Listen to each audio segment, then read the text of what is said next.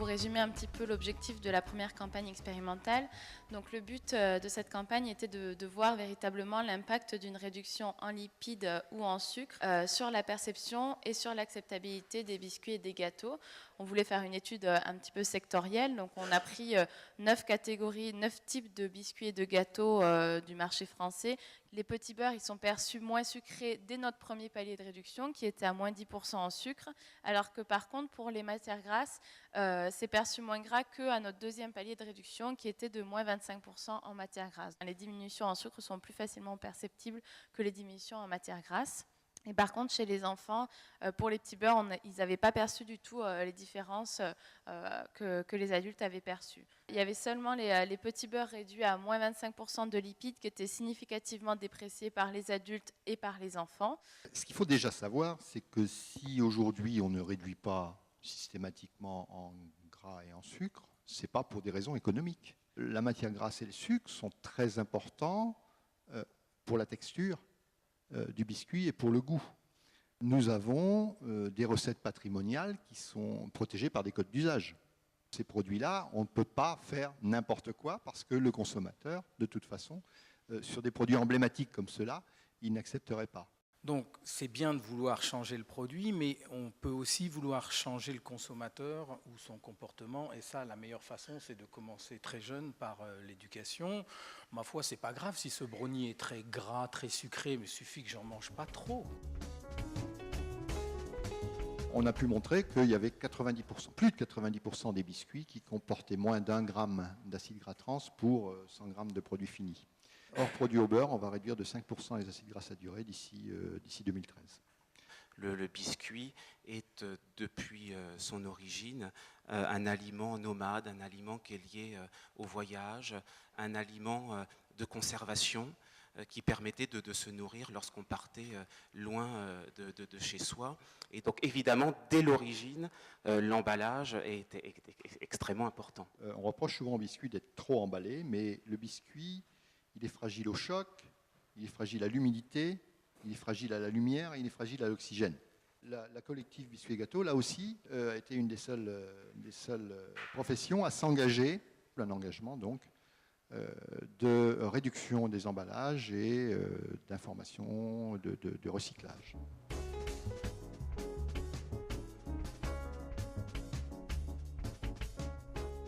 Ce qui domine aujourd'hui dans l'acte d'achat, c'est le prix. Le consommateur n'arrivera que sur ces dimensions un peu éthiques, environnementales, qu'à partir du moment où le prix est acceptable. C'est quand même une préoccupation qui est grandissante en France, en Europe et dans le monde, cette dimension environnementale. Et vous voyez qu'à partir de 2008, où donc on tombe en pleine crise économique, vous avez eu l'ensemble de ces motivations d'achat, de ces critères d'achat qui ont chuté et qui correspondaient un petit peu à une désillusion, à des Français qui étaient désabusés de la consommation et donc qui ont perdu confiance dans, alors vous avez la marque, vous avez les labels de qualité et vous avez aussi tous ces critères environnementaux, éthiques, etc. Par contre, en 2009, il va essayer de rechercher du sens dans sa consommation et c'est ce qui explique qu'en fait, on a vu certains indicateurs remonter et pas forcément d'autres. La montée de ces deux dimensions, environnementale et puis soucieux du droit des salariés, ça s'est traduit pour le consommateur par une recherche de consommation de proximité. Moi, ce qui me préoccupe un petit peu, c'est le climat général dans lequel on se trouve, qui consiste un peu à générer une angoisse par rapport à l'alimentation. À mon sens, il faut d'abord et avant tout réconcilier les gens avec leur nourriture.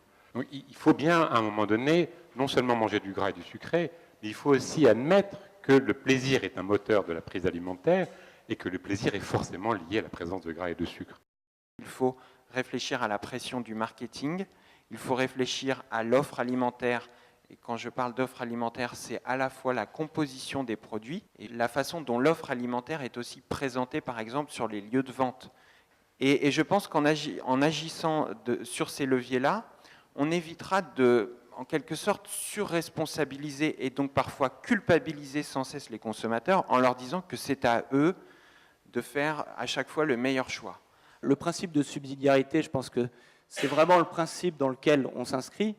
Mais la période de transition, on doit la gérer. Et c'est souvent, effectivement, suite à des montées médiatiques, où la pression, elle semble généralisée. Du jour au lendemain, il faut basculer 100% de nos produits. et ce qui n'a pas de sens. Par contre, le choix dans lequel nous, on s'est engagé, c'est de substituer au moins 50% des volumes de palmes non durables.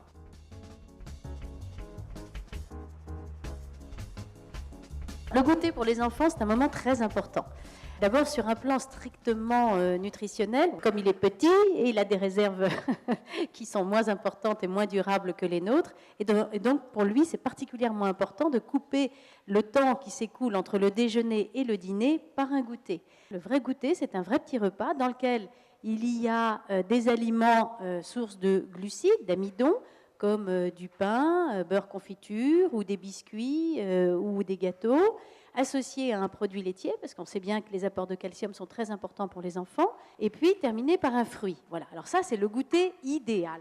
C'est une solution vers laquelle nous nous engageons, que nous mettons sur nos emballages, que nous avons souhaité rendre accessible au plus grand nombre par le biais soit d'exemples illustrés, soit par des exemples assez pragmatiques en fonction du niveau d'activité physique. Parce qu'un enfant qui va faire du sport, qui va faire 1h30 de foot derrière, le pauvre, s'il n'a pas goûté, je ne pourrais pas vous garantir la performance de la pratique qu'il va faire.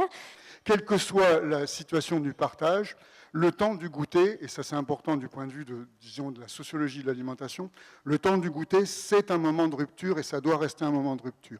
Je pense qu'il faut partir du plaisir d'abord, et que le goûter, c'est un moment essentiel parce que c'est un temps de plaisir, quelle que soit la situation ou la non-situation de partage. La collective a créé un lieu de rencontre qui s'appelle la Cité Merveilleuse, où on peut aller découvrir ce que nous avons la chance de connaître et de vivre au quotidien, c'est-à-dire la découverte des ingrédients.